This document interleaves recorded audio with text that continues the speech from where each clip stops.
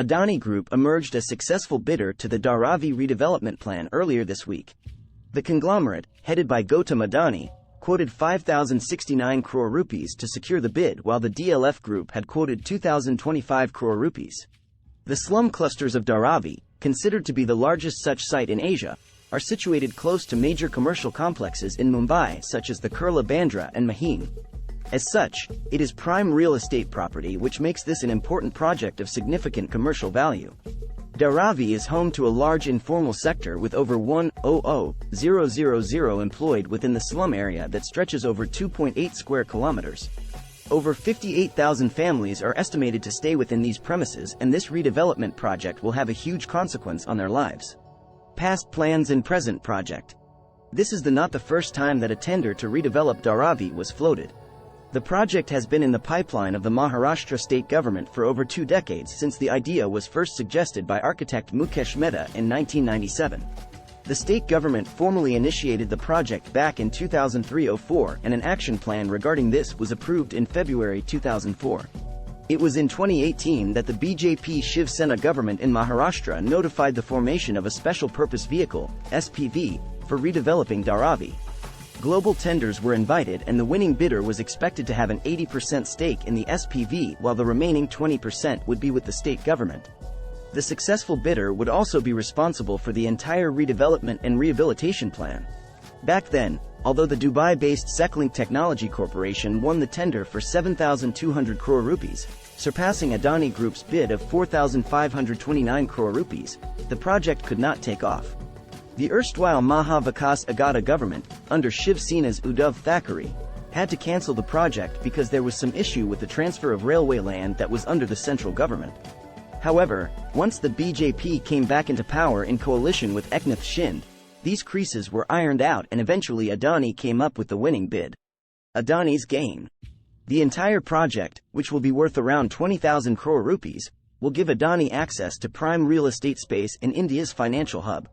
Additionally, the state government's decision to cross-subsidize the cost of development will be a huge gain for Adani Group.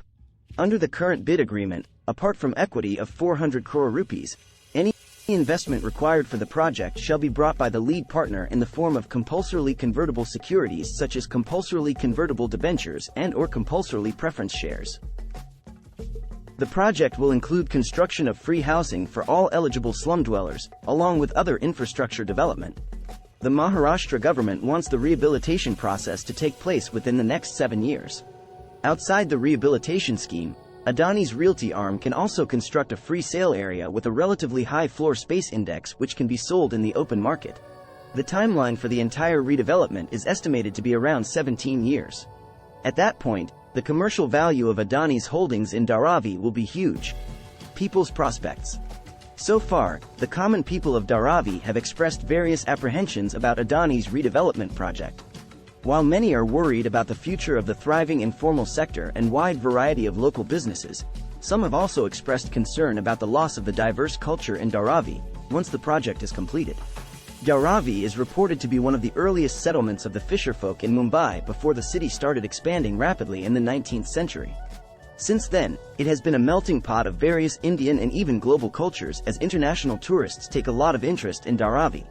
It is this multicultural setting that will be threatened by the homogeneous rehabilitation structures that will gradually come up. Ramakant Gupta, president of Dharavi Bachao Andolan, is of the opinion that the project should go ahead according to the projected timeline. The Dharavi Rehabilitation Project, DRP, was approved in 2004, but nothing has happened so far.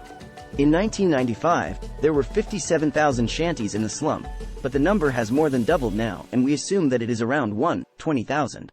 We welcome the government decision, but it should be implemented in time, he said.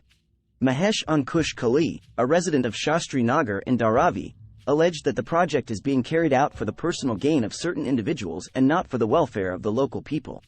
There is no doubt that the cultural image of Dharavi will undergo a tremendous shift once the redevelopment project gets underway. At the same time, it remains to be seen whether the project help expand the commercial capability of the local residents or whether it will strike a death blow to the hundreds of local businesses within the soon-to-be revamped slum clusters. If you liked video, please subscribe to my channel and press bell icon, and if liked content, please share and comment. Thank you.